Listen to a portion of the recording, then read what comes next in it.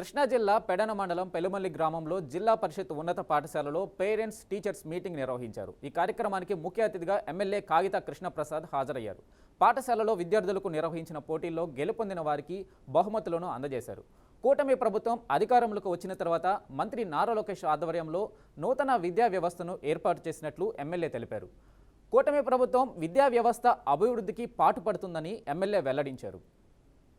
గతంలో చేశారు, ఇప్పుడు ముఖ్యమంత్రిగా ఉన్నారు। సమాజంలో సమాజాన్ని భాగస్వాములు చేస్తేనే ఈ రాష్ట్రం ముందుకెళ్తున్నటువంటి లక్ష్యంతో పనిచేసినటువంటి వ్యక్తి నారా చంద్రబాబు నాయుడు గారు। అందులో భాగంగానే ఈరోజు విద్యలో కూడా అందరి యొక్క భాగస్వామ్యం ఉండాలనే లక్ష్యంతో ఈ రోజు ఈ కార్యక్రమం చేపట్టడం జరిగింది।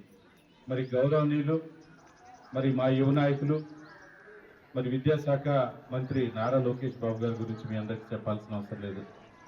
ఆయన మంత్రిగా అయిన తర్వాత నుంచి కూడా పూర్తి స్థాయిలో ఒక ప్రక్షాళన తీసుకుంటా ఉన్నారు। ఈ రోజున విద్యాశాఖలో ఏవైతే లూప్ హోల్స్ ఉన్నాయో, ఏవైతే ఇబ్బందులు ఉన్నాయో వాటన్నిటినీ కూడా పరిష్కరించాలనే లక్ష్యం పెట్టుకుని ఈ రోజున ముందుకెళ్తా ఉన్నారు।